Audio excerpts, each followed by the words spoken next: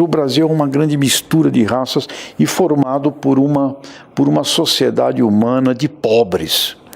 E com tudo isto, num ambiente tropical, que é o nosso, com tudo isto, o Brasil é um país que está entre as 10 maiores economias do mundo.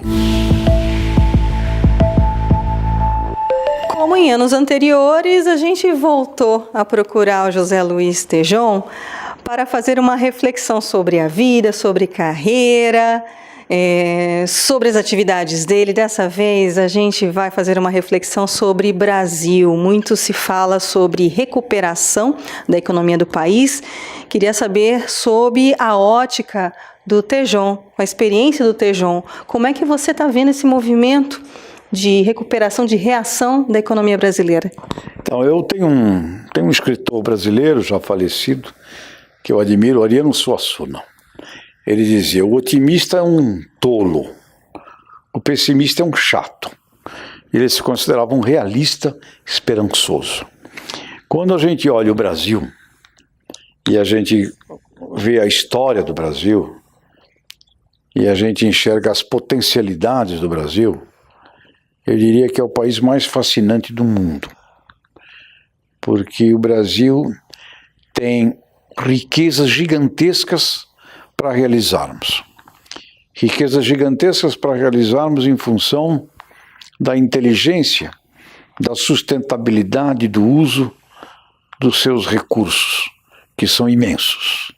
Nós temos uma possibilidade de evolução do país pela melhoria da sua administração, da sua gestão, que é simplesmente espetacular e impressionante. Nós temos um povo que é um povo único no mundo. O brasileiro é resultado de uma mistura de todas as raças do planeta. E a nossa formação aqui é uma formação oriunda dos imigrantes mais pobres do mundo. Raríssimo foi o imigrante rico que veio para o Brasil trazendo a sua riqueza, né? Talvez só Dom João VI, quando fugiu de Napoleão lá em Portugal, veio com a corte, depois retornou rapidamente. Então o Brasil é resultado de escravos, de uma colonização antiga, rústica, dura, brava. Teve influência de jesuítas por um tempo, e depois o Brasil passou a receber imigrantes do mundo inteiro, asiáticos, japoneses, chineses, europeus, mas todos imigrantes pobres, que vieram para cá para fugir de grandes sofrimentos nos seus locais de origem. Então o Brasil foi formado por uma gente que chegou aqui e rapidamente também se misturou, casou entre si, cruzou, teve filhos, filho de mistura de italiano com alemão, com polonês, com japonês, com negro. Ou seja, o Brasil é uma grande mistura de raças e formado por uma sociedade humana de pobres. E com tudo isto, num ambiente tropical, que é o nosso, com tudo isto, o Brasil é um país que está entre as 10 maiores economias do mundo. Se bem administrado, ele fica entre as 4 melhores economias do mundo. Então nós temos que olhar o Brasil como o olhar daquele ser humano que vê riqueza onde ela ainda não está lá, mas que vê realidades que significam essas riquezas potenciais. Então, quando falamos com empresários, por exemplo, investidores, você tem grandes corporações internacionais que atuam no Brasil há 50, 60, 70 anos, numa visão de longo prazo, que já passaram por nossos ciclos, que são ciclos que vão e voltam, de crescimento, depois de decréscimo. O Brasil cresce mais ou menos por pancadas, né? Mas corporações que estão aqui há tantos anos, e quando você vai ver qual é a importância das receitas, obtidas no Brasil para suas matrizes internacionais, o Brasil está sempre entre a quarta maior contribuição, a terceira maior contribuição, a segunda maior contribuição. Em qualquer segmento de mercado que você analisa, né, de bolacha, de biscoito, automóveis, o Brasil está sempre entre os 3, 4, 5 maiores mercados consumidores do mundo, com todos os nossos problemas. Então, eu prefiro ficar com outra frase genial de Peter Drucker, o grande guru da administração, que dizia: não tem país subdesenvolvido, tem país subadministrado. Então, quando olhamos o problema brasileiro com todos os seus aspectos de gestão, de administração, de um engajamento necessário e muito mais profundo, precisamos ter o doravante da sociedade civil organizada, muito acima e muito além do governo, do setor público.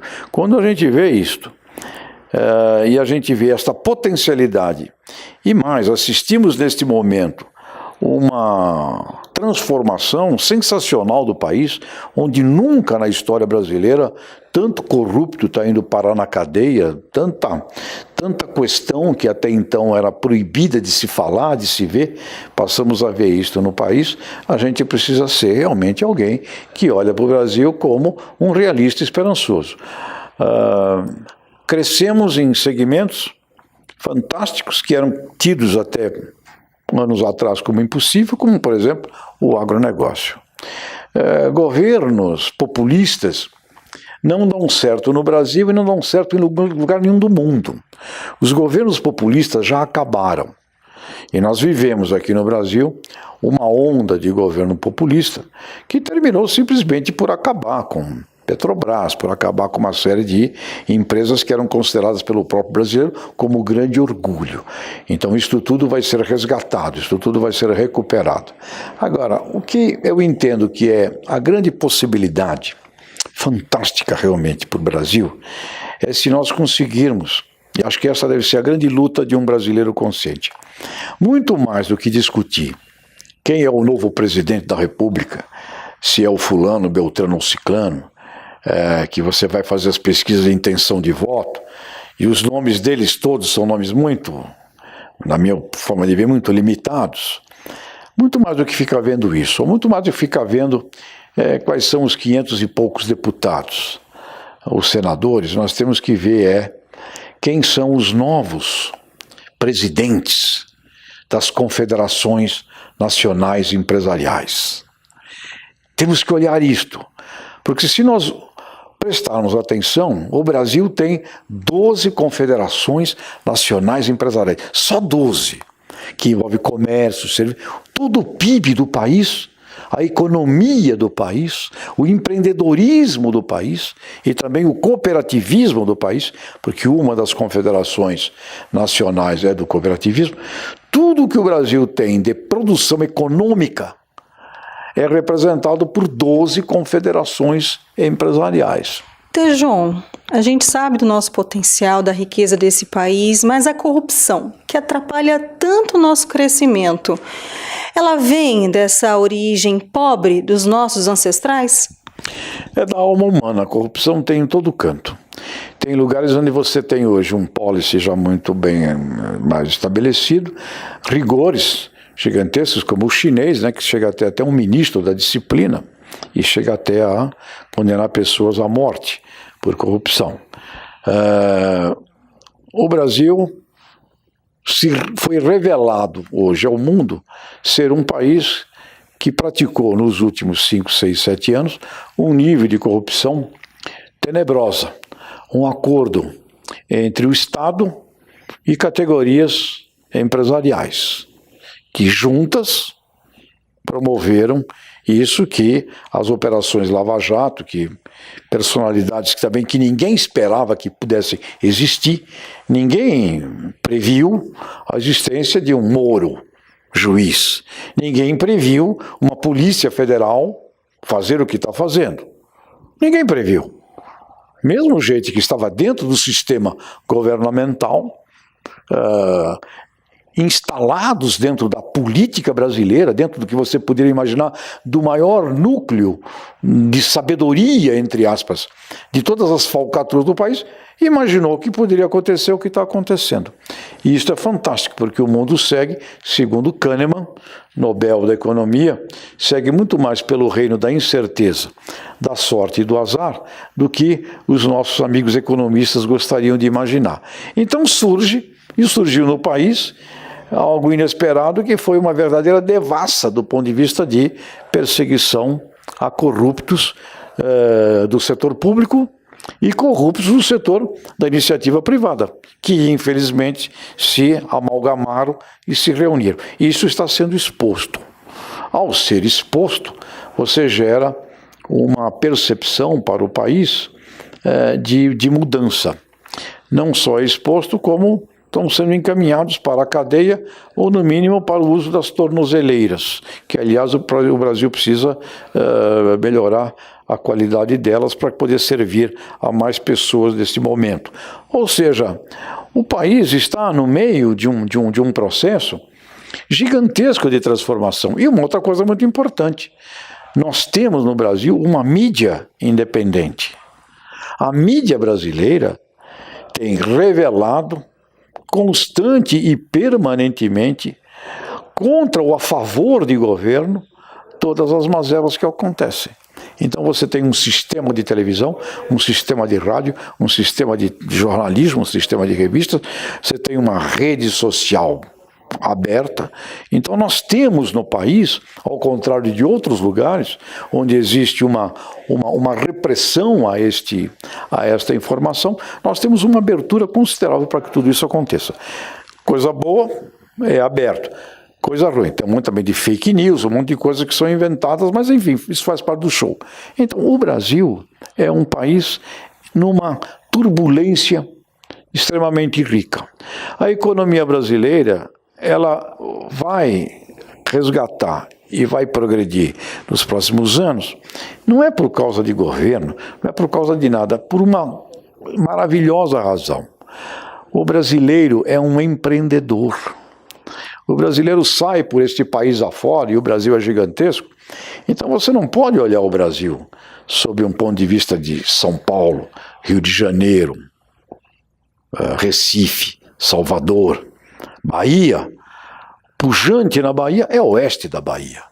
Pujante na Bahia é Correntina. Pujante na Bahia é Luiz Eduardo Magalhães. Piauí, pujante no Piauí é o sul do Piauí. O Brasil, hoje, o estado que cresce em níveis similares ao Machina é o Mato Grosso. Tocantins brasileiro, ou seja, nós temos uma fronteira crescente e pujante de cidades que têm 30 anos de vida. E não eram lugares miseráveis, passaram a ser lugares com ciência, com tecnologia, uma verdadeira sociedade que é criada neste Brasilzão.